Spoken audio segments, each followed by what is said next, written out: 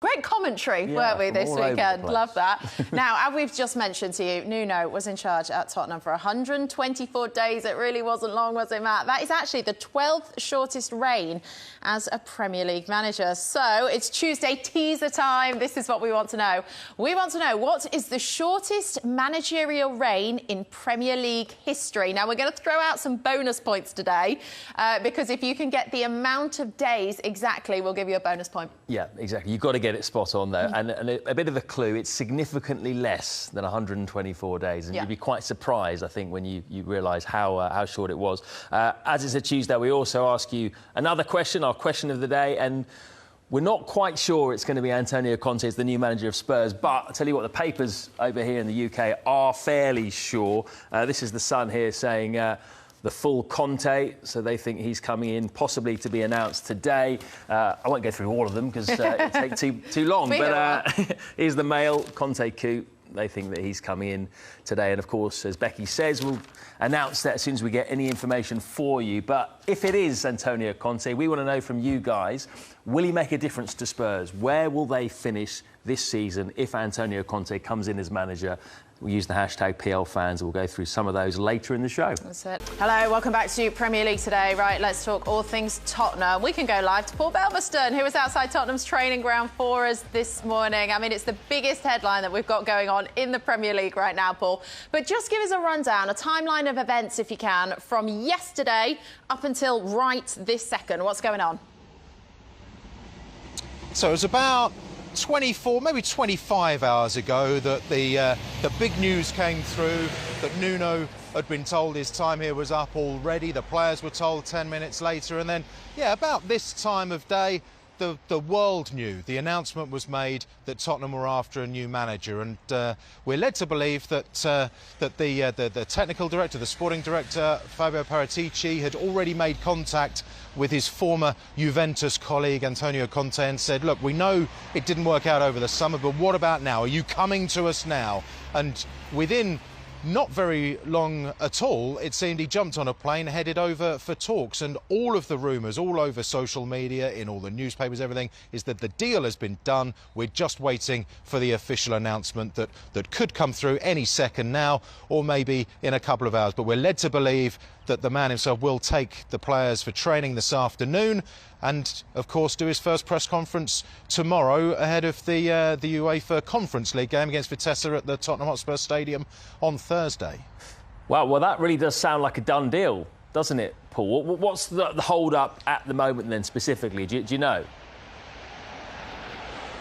I was very tempted to come on air and give Spurs fans a bit of a heart attack and say there's been a last-minute hitch. It's none of that. It's just one of these things that clubs do. All these, they wait to do their announcement videos, don't they? And all these fancy Twitter gadgets and things, all these announcements have to be done in sort of almost Hollywood style these days. So there could be any number of reasons why there's a hold-up. Look, officially, we haven't heard that he is the new Tottenham manager, but it would be the most enormous surprise probably in Premier League history if it turned out that he wasn't then in the dugout on Thursday and for the rest of this season. Yeah, that would be the biggest twist in this tale. But look, there was rumours of this happening in the summer and the deal didn't get done. Why not? Well, this is a really interesting question that we've never really had an answer to, and I think in his first press conference, once all the questions over, how excited are you, what can you achieve here, all of those things, that's going to be the big burning question. Why didn't it happen? Why did you pull out over the summer? Because by all accounts, there was a very honest, very exciting call, both sides excited by the prospect of him becoming the Tottenham manager in the summer, when Antonio Conte apparently even said, look, if you have any doubts over this, because I can be very demanding, walk away now, but I'm here to win and I want to do this and this is my vision and all that. And everyone left that meeting feeling very positive. That's what we're led to believe. And then, for whatever reason, the manager pulled out sort of soon after that. We don't know why. There are only probably three men who do know why: Conte, Paratici and Daniel Levy. But yeah, maybe we'll get some answers in a couple of days. I think what's changed now, Antonio Conte presumably very impressed that Harry Kane has stayed at Spurs because his future was in great doubt over the summer when those talks initially were taking place.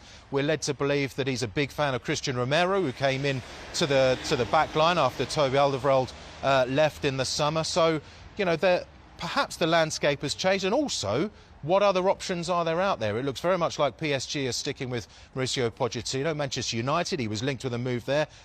Looks very much like they're sticking with Ole Gunnar Solskjaer. The landscape in Spain and Italy isn't nearly as rosy as it used to be. So maybe he's looked at the other options and thought, do you know, Spurs, they really want me. They've insisted they'll back me. I'm up for this. It was really interesting, wasn't it, when Conte came into Chelsea and he changed the way they play, went to 3 at the back and it turned around the team pretty quickly, really, after a bit of a dodgy start.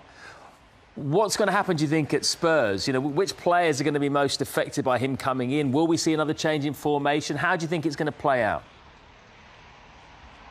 I think the first thing we've got to say is that he will appeal for patience, because unlike Chelsea, Inter, Juve, where he had this amazing success, this is the first time since 2007 and 8 that he's come into a club mid-season. That was at Barry, but he turned them round very quickly, led them away from relegation, and they won the Serie B title the following season.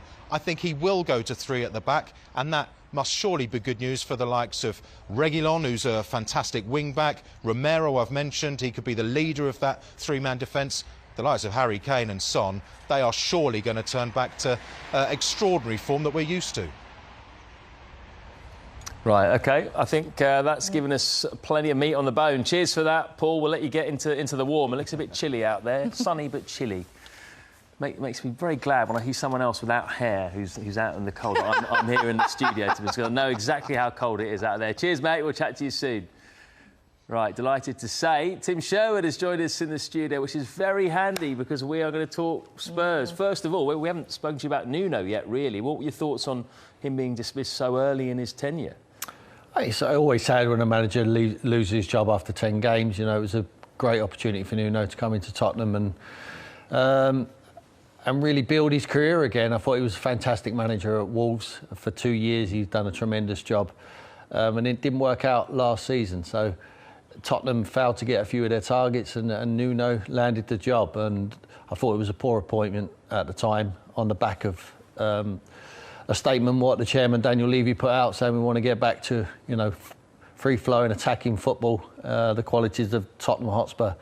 You know, demand that. I'm not sure it was necessary to put out that statement, because then the next thing he does is employs Nuno, who's a very pragmatic, get everyone behind the ball manager and play on the counter-attack. So for me, it was a poor appointment in the first place. Feel sorry for Nuno because it's not his fault. There's different ways to play football. There's no right or wrong. But his way certainly wasn't the way that the fans want if you're not going to win every single football match. Jose Mourinho found that out, you know, and he was losing in the ground. I mean, he was top of the league by mid-December last year, and everyone thought Tottenham were going to win the league. And when the results started going poorly, they always look at the style of play, and it wasn't what the Tottenham fans demand. So he ended up losing his job as well. So if it's going to be Conte, be interesting. I think Conte's got that personality and that swagger about him to play exactly how he wants and not listen to anyone, including the chairman. Well, we'll see how that plays out. But are you more excited about a Tottenham under Antonio Conte? I am, yeah. I think he's got that personality, hasn't he? You know, he makes everyone within the football club, including the chairman, including the managing director of football, Paratici, head of recruitment, everyone at that football club, including the chefs, will be accountable. He want to know what you actually do at this football club. But what he's got to concentrate on is that playing group.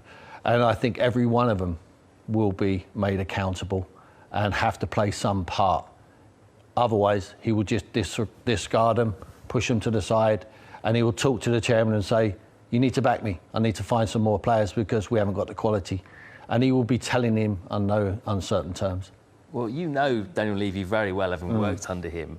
How is he going to react, do you think, to someone like Conte coming in and making all these demands? Well, we asked this question when Jose went in there. I mean, he's no more charismatic manager and successful manager than Jose Mourinho, and they seem to personally get on very, very well. It's going to be a different environment for Antonio Conte. I'm not sure he's ever seen the chairman of the club, at any club he's been at the training ground every single day, when he goes for breakfast, when he goes for lunch, and if he stays long enough, as a lot of reports are that Conte does stay there for dinners as well. Daniel Levy will be there. He'll be asking him, why are you playing free at the back? Why are you actually? And you have to, you know, and he will know that he's not talking to a football man there in Daniel Levy. Yes, Paratici will be the buffer in between. And he's the one he's worked with before at Juventus. So I'm not sure Paratici's career at Tottenham has started very well anyway, because his first appointment was Nuno. On the back of that announcement, what the chairman made, I think it was a poor appointment. Hopefully for Paratici, this is going to be a better one. Well, I think I read somewhere that Conte's always had a pre-season with his group of players. He's going to come in on a Tuesday. The first game is going to be Thursday, and then they've got Premier League at the weekend. What is the first thing that you do when you go into a club like this at Tottenham? What's he need to change first? Well, he needs to get results. He needs to start winning. It gives you a breathing space there. I'm not sure how much he would have seen of Tottenham. He would have a look of a lot of videos, a lot of games, what they've had recently. He would have an idea of a few of their players, and he obviously knows he needs to get the best out of their A-grade players, which is Harry Kane and Son and Lucas Moura. I mean, they've got good players. What I will say to the Tottenham fans out there, there will be players who are there at the moment who will be unrecognisable when they're under Antonio Conte, and they'll be hoping that as well, because some of them players have been very, very poor. I think their recruitment's been terrible. It's been a scattergun approach, but saying that, some of them boys they brought into the football club under Conte, under new guidance, demanding manager, you know, you might see different players, and let's hope so. I mentioned this to Paul earlier. Do you think he's going to go to 3 at the back and completely transform the side? And if he does that, you know, which players are going to benefit? Yeah, I don't think formations win football matches. I really believe in that. I think it's about principles and of how the manager wants to play. Yes, he might go 3 at the back, but it's how they play that, how they play the style, whether it's 3, whether it's 4, whether it's 5. Doesn't matter. It's about the principles and that aggressive style, that aggressive press. Now, you don't have to, when you talk about pressing, it don't always have to be high. You have to pick a line on the field where you want to press, and I think he's aggressive with his players. They always run hard. They always leave nothing on the pitch. Otherwise, they don't perform and they don't play. I mean, he's had the beauty of having very thick squads with quality. He's going to have to identify the players he wants to bring into the club. I would suggest they're going to give him a pool of money. Otherwise, he wouldn't have agreed to come. Come January, I think he'll be allowed to go and bring some recruits in.